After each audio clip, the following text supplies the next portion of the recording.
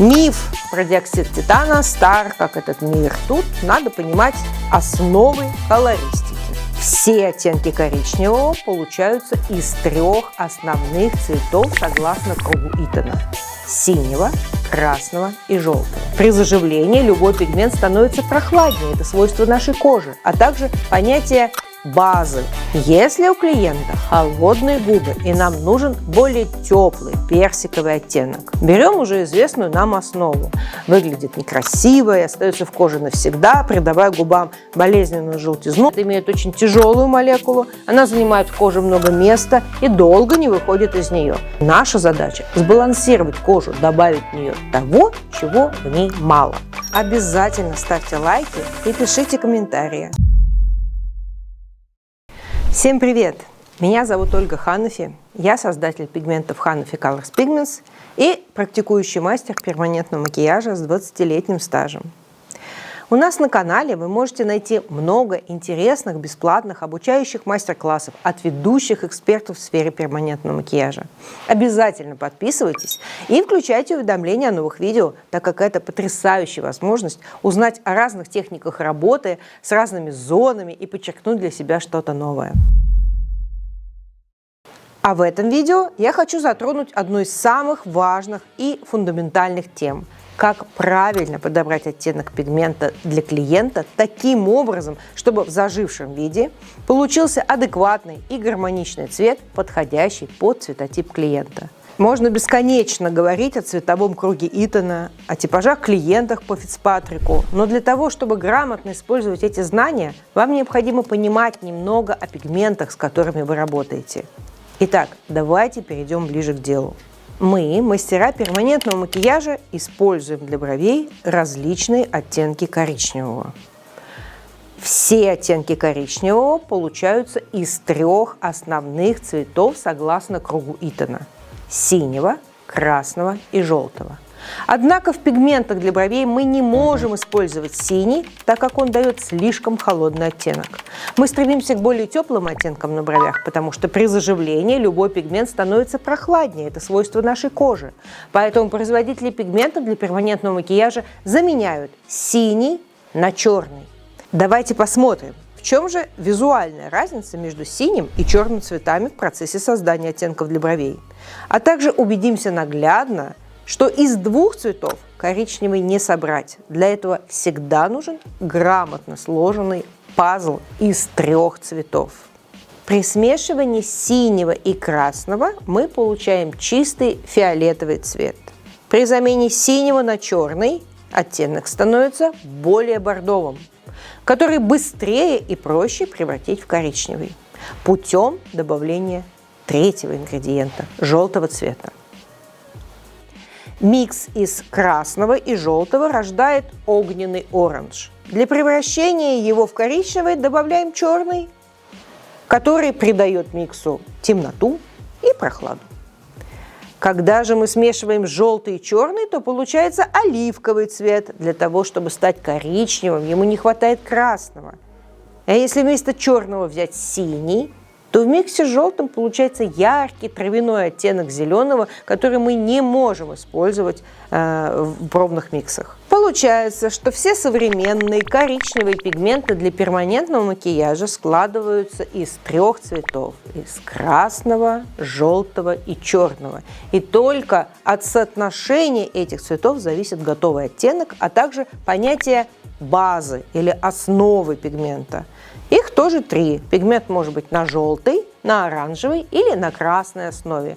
Теплоту и прохладность оттенка для разных фототипов мы регулируем лишь соотношением цветов. Теперь самый важный вопрос. Как же решить, в каком случае мы берем пигмент на красной основе, в каком на оранжевой, а когда на желтой? Выбор пигмента на той или иной основе зависит от того, какого природного пигмента не хватает кожи клиента. Наша кожа содержит много пигментов, основные из которых это каротин, гемоглобин и меланин. Они придают коже свой оттенок и подтон. И наша задача – сбалансировать кожу, добавить в нее того, чего в ней мало. Например, в коже с оливковым подтоном много меланина и каротина, то есть черного и желтого. Для такой кожи необходимо выбрать пигмент на красной основе. В палитре Ханафи это Set by Ольга Костенецкая. В смуглой коже с красным и фиолетовым отливом много меланина и гемоглобина, но мало желтого каротина. Поэтому ей подходят пигменты на желтой, а лучше на оранжевой основе, чтобы нивелировать действие темного и холодного меланина. Для светлой европейской кожи подойдут пигменты на желтой основе, так как в ней много гемоглобина и мало меланина и каротина. Кстати, в нашем телеграм-чате Hanafi Colors Pigments вы всегда можете задать любой вопрос или попросить совета насчет подбора оттенка пигментов для ваших клиентов. Сейчас в палитре Hanafi есть пигменты для бровей и на желтой, и на оранжевой, и на красной основе. Используя эти линейки, вы можете подобрать оттенок абсолютно для любого клиента, для всех типажей по Фицпатрику. Но давайте на секунду представим, что в вашем распоряжении есть только базовая линейка для бровей на желтой основе. Сама она достаточно универсальная, но она подходит каждому мастеру и для большинства клиентов. Но как сделать из пигментов этой линейки более теплые оттенки, аналогичные линейкам на оранжевой и красной основе? Все просто. Добавить оранжевый корректор. Например, номер 3 Milk Chocolate плюс оранжевый корректор, и пигмент становится очень похож на оттенок номер 2 из линейки Harry Strokes на оранжевой основе. Номер 5 Black Brown плюс корректор похож на оттенок номер 3 из линейки Ольги Костенецкой на красной основе. А теперь давайте разберем, кому же подходит базовая линейка в чистом виде. Номер 1 Golden Blonde для натуральных блондинок с бледной кожей и светлыми глазами. Номер 2 Dark Blonde для средних и темных блондинок с холодными и светлыми глазами. Может использоваться даже как корректор для перекрытия остатков розовых и оранжевых бровей. Номер 3 Milk Chocolate для блондинок и шатенок с теплыми глазами. Часто используется для миксования с другими оттенками, не мигрирует в холод. Номер 4 Dark Brunette для брюнеток с карими глазами. Номер 5 Black Brown самый темный оттенок для бровей, в чистом виде он подходит только для теплой кожи. Итак, если вы внимательно слушали меня, то смогли заметить, что при описании каждого пигмента я постоянно упоминаю цвет глаз. Это не случайно, так как бровь с глазом должна всегда составлять гармоничную, единую пару. Поэтому при выборе пигмента для бровей очень рекомендую не только научиться видеть цвет и подтон кожи, но и обязательно учитывать цвет радужной оболочки глаза. Итак, мы с вами подробно разобрали все, что связано с оттенками пигментов для бровей, из каких базовых цветов они состоят, и что такое пигменты на желтой, оранжевой и красной основе, и кому они подходят. А теперь давайте поговорим о пигментах для губ. Ведь в них, помимо цветов, о которых мы с вами поговорили, появляются в заметном количестве белый диоксид титана и даже фиолетовый и серый пигменты. Давайте подробно разберем, как получаются всеми любимые пастельные оттенки, которые в зажившем виде на губах всегда смотрятся очень нюдово и натурально. Для начала возьмем всем понятный и привычный красный цвет и добавим в него белый, тот самый диоксид титана, которого опасаются многие мастера. Но дело в том, что его совершенно не нужно бояться, ведь страх возникает от непонимания и недостатка информации. Давайте подумаем, как вы получите розовый цвет из красного без использования белого цвета. Посмотрите, какой нежный розовый оттенок получился, и его насыщенность мы можем регулировать именно за счет добавления диоксида титана. Если нам, наоборот, нужен более темный цвет, в этом случае мы добавляем микроскопическое количество серого или иногда даже черного. Не нужно этого пугаться.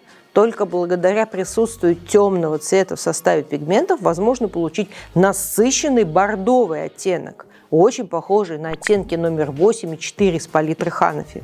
И как быть, когда у клиента запрос на более коричневый кирпичный оттенок, например, оттенок какао? Вы не сможете получить такой оттенок без добавления этих страшных пигментов.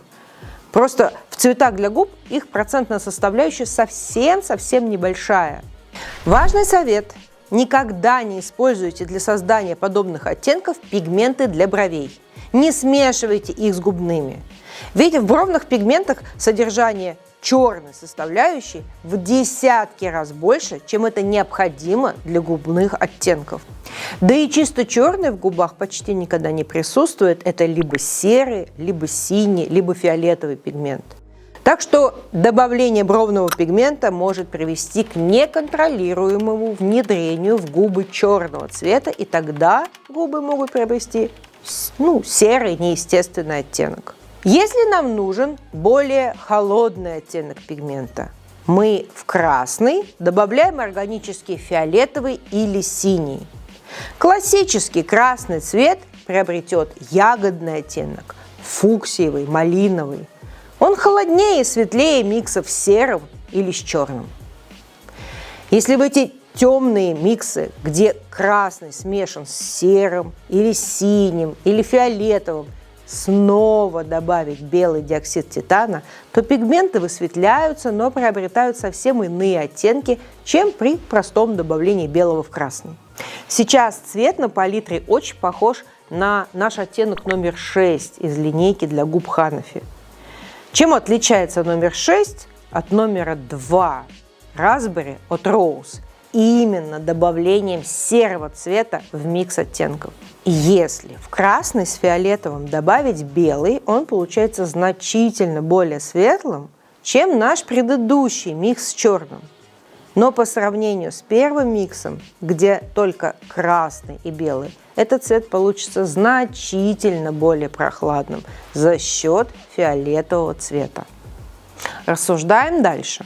Если у клиента холодные губы и нам нужен более теплый персиковый оттенок, берем уже известную нам основу – красный плюс белый и добавляем туда капельку желтого.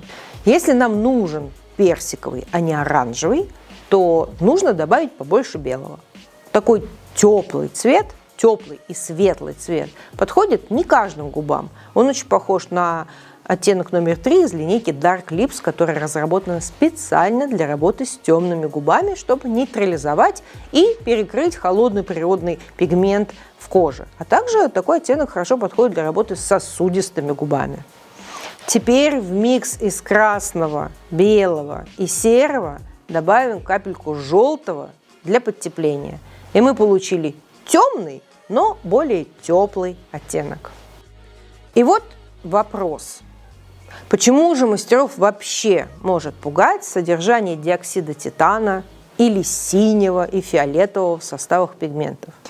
Миф про диоксид титана стар, как этот мир. Якобы белый цвет ложится в кожу как пластилин, выглядит некрасиво и остается в коже навсегда, придавая губам болезненную желтизну, тогда когда остальные составляющие уже давно выцвели.